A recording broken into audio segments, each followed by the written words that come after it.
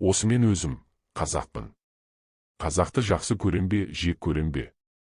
Егер жақсы көрсем, қылықтарын қостасам керек еді.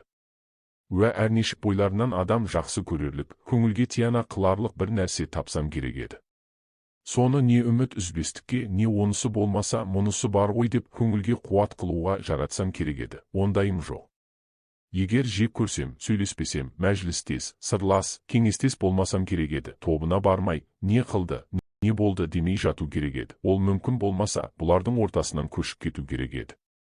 Бұларды жөндеймін деуге, жөнделер, үйренер деген үмітім де жоқ.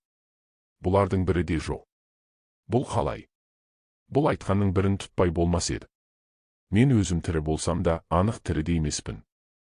Әншейін осылардың ызасынан ба, өзіме өзім ыза болғанымнан ба, яки бөтен бір себептен бе? Еш білмеймін. Сыртым сау болса да ішім өліп қалыпты.